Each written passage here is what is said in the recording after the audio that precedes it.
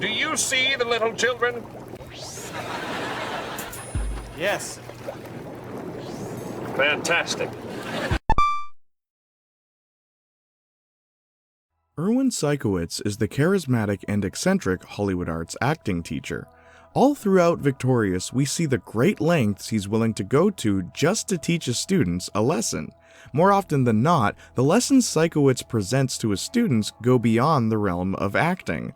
But with his frivolous teaching methods comes an understated lack of boundaries. And with this lack of boundaries comes some borderline inappropriate behavior. How would you teenagers like to do something for money? Can we have some details first? Sure, his words may seem harmless through his eyes, but let's not forget that he's a grown man that spends quite a bit of his free time with a bunch of teenagers. Not to mention his, how you say, coconut visions? Yeah, what's up with this guy? What sullied the sanity of the snazzy and scholarly Sikowitz? Spontaneous and silly situations, or simply spoiled coconut milk? Stand back while I Jaynalysize. There's not enough people with originality, so here I am to save the day, Jayniac. Here you go. Thanks! What kind of sausage is this? Oh, just sausage. Yeah, but what kind of meat is it made of?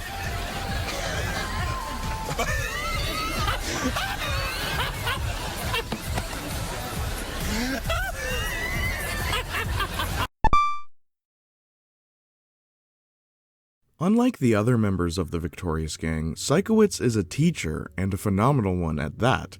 As of Tory Torture's teacher, he's been teaching for 10 years, which comes as no surprise when you consider his resume. He once played a character on the TV show City Bus Lights. He can play the harmonica and possibly the trumpet. He's no stranger to singing, he writes and directs his own plays, and he's a strong advocate for method acting. Listen, I once did a show where I had to play a man in great pain. So to prepare, I threw myself down a flight of stairs. You wouldn't believe how many times I hit my head. Because of this, Sikowitz tends to put his students into situations he knows will make them uncomfortable, believing that it will bring out their true acting potential. But it's this very same belief system that causes him to overstep other people's boundaries. Tori, Robbie, hey. Oh, hey. Drive-by acting challenge. Oh. No groaning. Now, let's see. Tori, you're a girl shopping at a mall and you've lost your phone. Okay, I've lost my phone. And what's my character? You are an off-duty medical technician who is an expert at giving mouth-to-mouth resuscitation. But what does that have to do with... Action! Okay, well, I lost my cell phone. Can you please help me? Sure. Sikowitz! He was really giving me mouth-to-mouth resuscitation. Right. He's playing his part. But... Stay in the scene. Action! Unfortunately, this extends to how he treats his students outside of his drama class. Courtney Van Cleef? Oh, no, that kid's a freaky little weirdo. She's my sister. I know.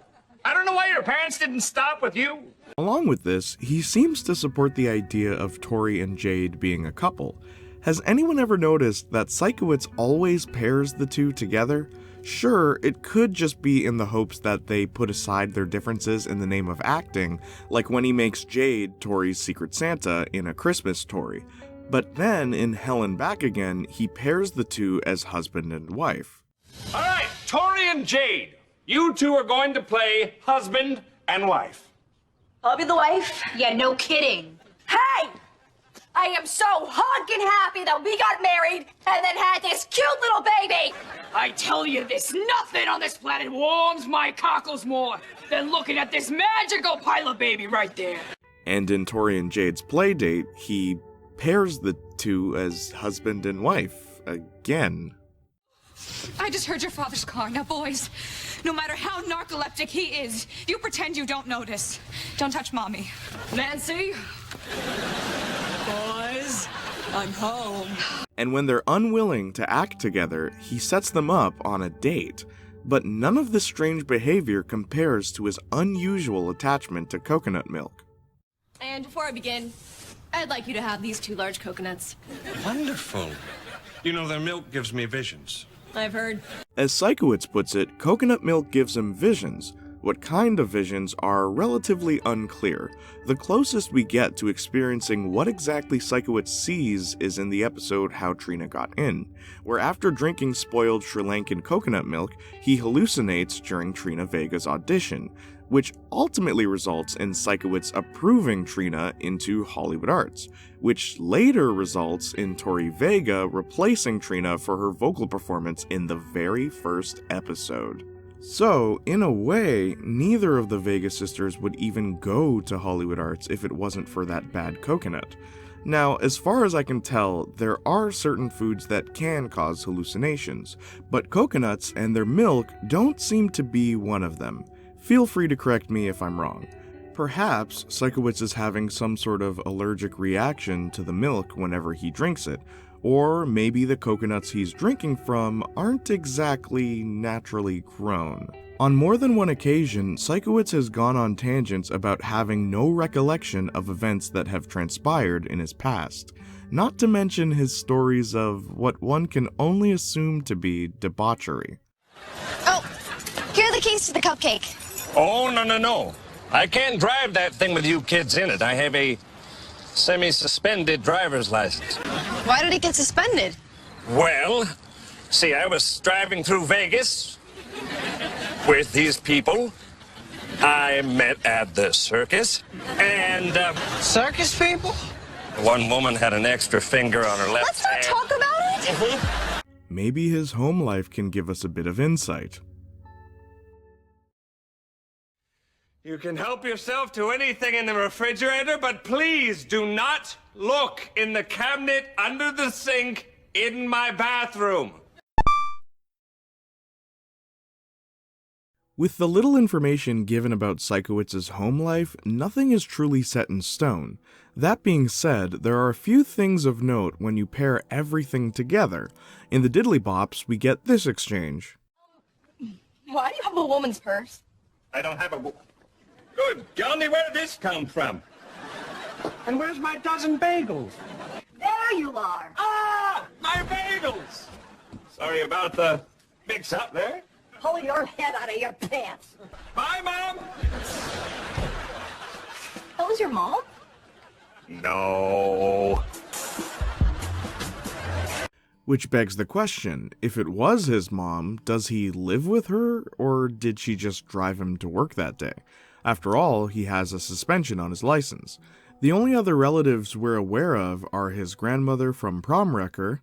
I can do this. Just a couple questions? Please, later. I really need to take my grandmother to the hospital. Oh, sure. Okay. Oh my god, I didn't know she was here. It's okay, neither does she. And his nephew Jason from Sleepover at Sikowitz. In the very same episode, we see firsthand what Sikowitz's home looks like, decorated in numerous peace signs, posters, and a variety of art. With this knowledge and a look at his fashion choice, it's safe to assume that Sikowitz was either alive during or heavily inspired by the free love, self-discovery, and psychedelic offerings of the 1970s. Unfortunately, we're never actually shown the two women he's dated. It would have been nice because it could open doors to help us understand him better.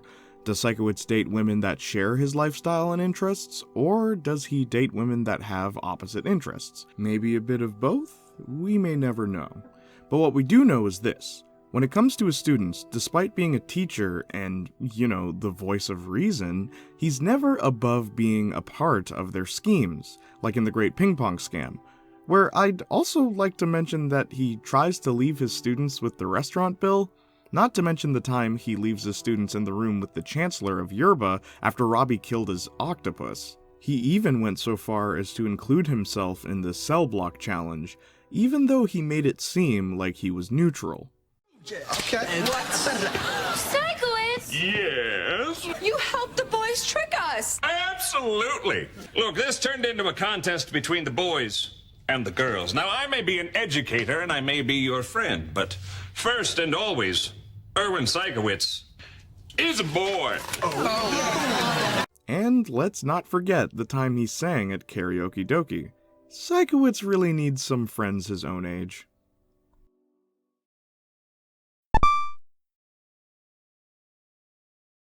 How old is Sikowitz? In the Diddly Bops we get this exchange. This guy's like 100 years old. I'm 34. But he could just be lying. Maybe we'll learn more about him in the new Victorious Revival series. Oh wait, there isn't one. Be sure to follow me on all my social medias, but especially Twitch if you want to see me live stream.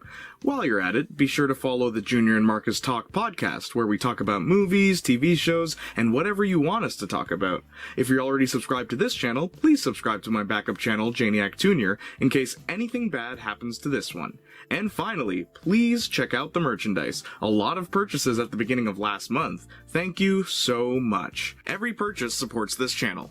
So, who should I analyze next? Let me know in the comments down below. Until then, I'll leave you with this.